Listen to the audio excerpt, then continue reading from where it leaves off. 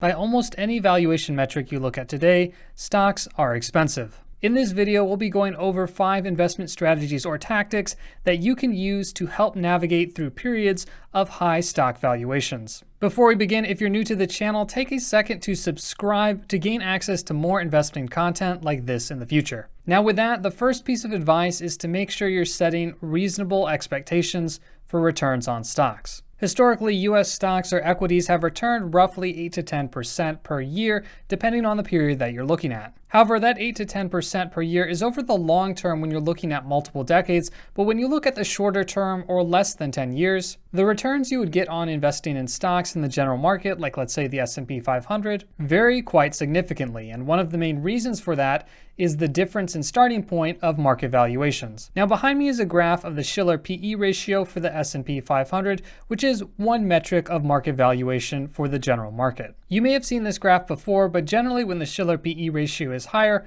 investors are willing to pay more money for the same amount of earnings of a company. Interestingly enough, historically, periods of very high valuation in the markets have generally led to below average returns from that point going forward. The most prominent periods being 1929 and 2000, which were both followed by very poor stock market returns. Currently, the Shiller PE ratio is above 30, which is right above where we were at in 1929. So I think it's fair to say that stocks on a relative basis are expensive right now, and thus we should expect lower future returns compared to what stocks have returned in the past. Now, given that we'll likely see below average returns in the future, what should we reasonably expect for returns from stocks? Now, some other valuation metrics like the Buffett indicator or total stock market capitalization divided by GDP paint a rather discouraging picture for stock investors. Based on the current valuation of the Buffett indicator, stocks are modeled to return almost negative 2% per year over the next 8 years if we were to revert back to normal levels of valuation. While one could argue that we might not reach those normal levels of valuation again,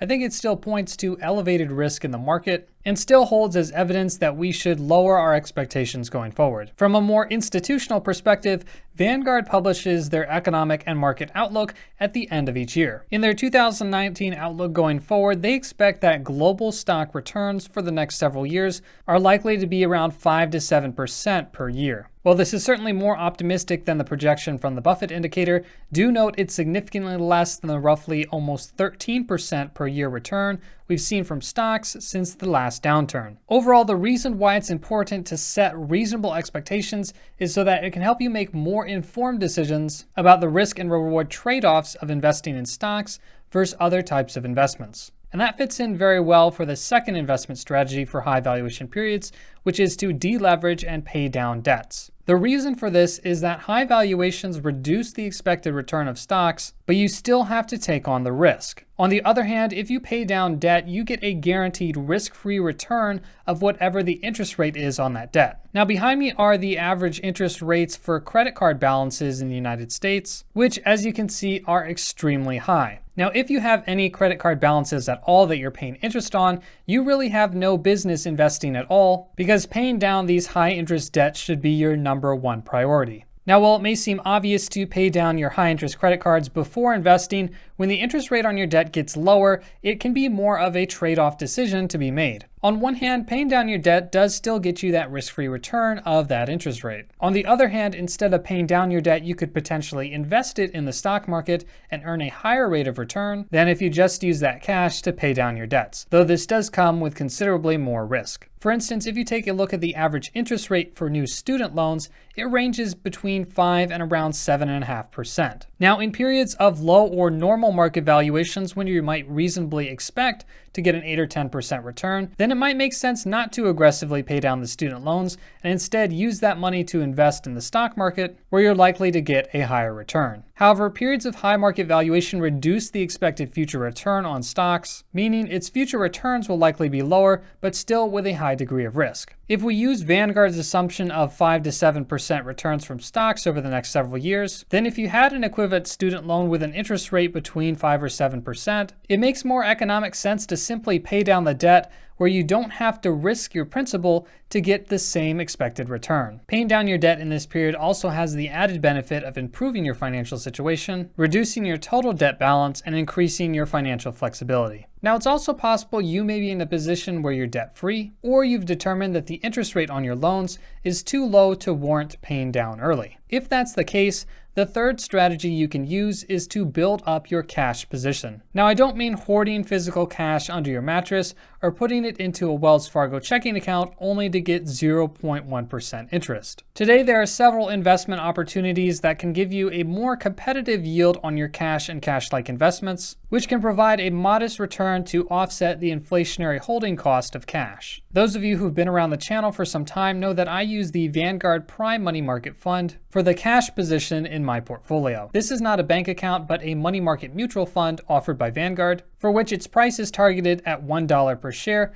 and it currently offers a 2.45% yield. At this time, this is a very competitive yield that is above almost all bank savings accounts. However, if you're interested in holding your cash position in an actual FDIC insured bank, then Ally Bank's online savings account is a competitive option, currently offering a 2.2% yield on your cash. If you're looking for a cash equivalent investment option as an ETF or exchange traded fund, potentially if you have a Robinhood or M1 Finance brokerage account, then the SPDR 1 to 3 month Treasury bill ETF is a decent option. It trades under the ticker symbol BIL and holds a portfolio of very short duration Treasury bills. The 30-day SEC yield of the fund is currently 2.24%, or a little above Ally Bank's savings account rate. Either way, all three investment options provide you a competitive yield for your cash. Now, during periods of high market valuation, I like to have a set proportion of my portfolio solely dedicated to cash. If market valuations continue to stay elevated or even increase, I can continue adding to that cash position. If market valuations come down or new opportunities arise, I can use a portion of that cash to invest in opportunities that provide a more attractive return. It's important to use periods of high market valuation to build up at least a small cash position so that you'll have at least some ability to take advantage of opportunities that arise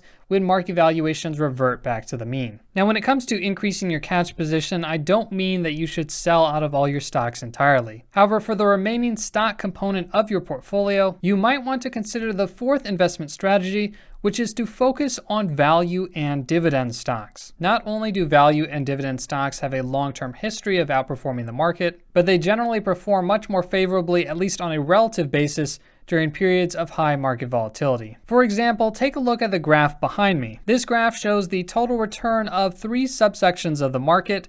In the blue line are stocks that are non-dividend paying stocks. In the yellow line are companies that have a history of growing or have initiated a dividend. And the green middle line is an equal weighted S&P 500. Notice that over this 40-year period, stocks that paid a consistent and growing dividend not only significantly outperformed stocks that weren't paying a dividend, but they outperform the general market as well. Part of the reason behind this is that companies paying dividends typically have relatively stable cash flow, and investors can use that dividend to reinvest in that company or other investments, and that return can significantly compound and grow over time. Aside from dividends, value or stocks trading relatively cheaply relative to their business financials is another indicator that has shown long-term outperformance. This is a study from Fidelity comparing the results of value and growth stock market indices. In this table, we have 25 plus years of returns from 1990 to 2015, and a comparison of the S&P 500 versus value and growth indices for large, mid, and small capitalization US companies. What's interesting is that for each market capitalization segment, large, mid-cap, and small caps, the value index not only had a higher annualized return than the growth index, but did so with a lower standard deviation or less volatility. The difference was most noticeable for small cap stocks, where a $10,000 investment in the small cap value index would have grown to roughly $125,000, while the equivalent investment in the small cap growth index would have only grown to roughly $80,000. Potentially focusing more on value stocks and stocks that consistently grow their dividend can potentially be one way to improve the returns on the stock component of your portfolio while market valuations are high. And the fifth and final investment strategy is to just keep investing. Even if you decide not to apply the other strategies discussed so far, dollar cost averaging into the market over a long period of time has still been shown to be a very effective way at growing and building wealth. Behind me is a calculator for the S&P 500 return with dividend reinvestment and monthly contributions. In this example, we'll look at the 15-year return period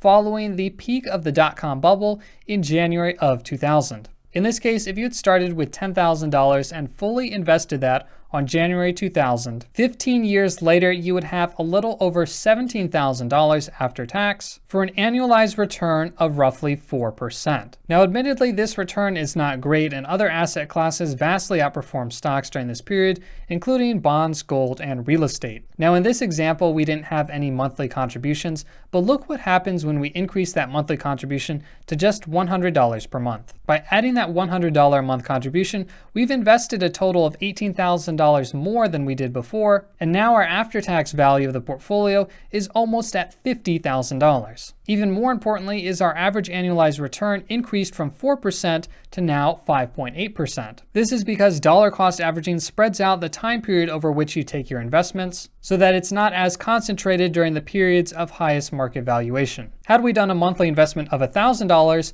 returns improve even further. We would have contributed $190,000 to the portfolio and have an after-tax portfolio value of over $333,000. Furthermore, our annualized percent return is now 7.6%, which is very good in context when you think about that over this period from 2000 to 2015, we had two very significant bear markets. Hopefully this example shows that while higher valuations do cause lower future returns, you can help mitigate the effect of that by continuing to invest and contribute to your stock portfolio, especially during a bear market and when market valuations are lower, to help boost your overall return. Overall, again, the 5 investment strategies for navigating periods of high market valuation are to set reasonable expectations, deleverage and pay down your debts, build up your cash position, focus on dividend and value stocks, and to continue investing and contributing to your investment accounts. Using a combination of these strategies should well prepare you for whatever the market may bring ahead in the future,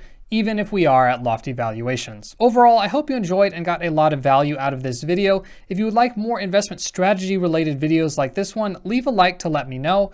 And until next time, thank you so much for watching. My name's Michael, and I will see you in the next video.